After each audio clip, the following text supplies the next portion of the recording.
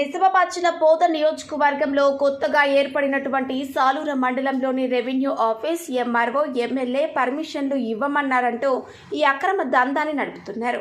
టిప్పర్లు ట్రాక్టర్లతో యథేచ్ఛగా నడుస్తున్నటువంటి ఈ మొరం దందాన్ని ఎవరు ఆపగలుగుతారు? ఎదురు తిరిగిన వారిపైన కక్ష సాధింపు చర్యలకు పాల్పడుతున్నారు. అడ్డు అదుపు లేకుండా పోతుంది. ఈ విధంగా ఇంకా ఎన్ని సంవత్సరాలు నడుపుతారంటూ ప్రజలు గగ్గోలు పెడుతున్నారు. ఎమ్మెల్యే సుదర్శన్ రెడ్డి ఎందుకు ఈ విధంగా అక్రమ దందాకు పర్మిషన్లు ఇస్తున్నారని ప్రజలు వాపోతున్నారు. కాంగ్రెస్ ప్రభుత్వం హయాంలోనైనా ఇలాంటివి జరగకుండా ఉంటాయని, సుదర్శన్ రెడ్డిని గెలిపిస్తే ఆయనకు కూడా ఈ విధంగా చేయడం ఎంతవరకు సమంజసమని ప్రజలు ఆరోపిస్తున్నారు. ఇది నిజంగా ఎమ్మెల్యే ఆదేశాలతోనే నడుస్తోందా, లేకపోతే కార్యకర్తల నిర్వాహకమా అర్థం కాకుండా ఉన్న పరిస్థితులు.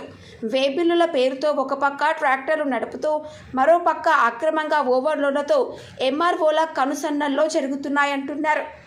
అదేవిధంగా సాలూరాలో అక్రమ మొరం రవాణా జరుగుతున్న విషయాన్ని KR5 news CEO Kishan Rathod స్థానిక తహసీల్దార్ రమేష్ని అడగగా, సాలూరు గ్రామంలో PHC సెంటర్ నిర్మాణము పూర్తయిందని, వాటి కొరకు మొరం పర్మిషన్ ఇచ్చినట్టు తెలియజేశారు.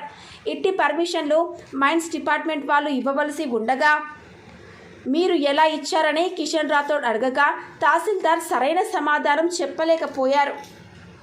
సాలూరు మండలంలోని ఇక్కడ జరుగుతున్నటువంటి సాండ్ ఇష్యూ గురించి, సాండ్ అనేది మనకు వీక్లీ 2 మాటలు ఇస్తాము. అది కూడా వితౌట్ DD పర్మిషన్ కడితేనే వాళ్ళకు వేబిల్ ఇవ్వడం జరుగుతుంది. మిగతా ఏదో ఇక్కడ అంటే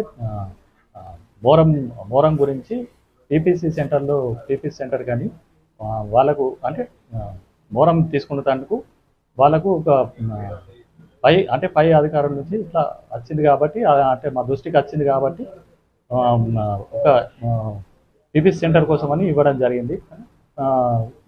మొత్తానికైతే అది వాళ్ళకు కూడా ఏదో అంటే మామూలుగా అప్లికేషన్ పెట్టి ఇచ్చుడు కానీ మొత్తానికైతే పర్మిషన్ ఇవ్వలేదు.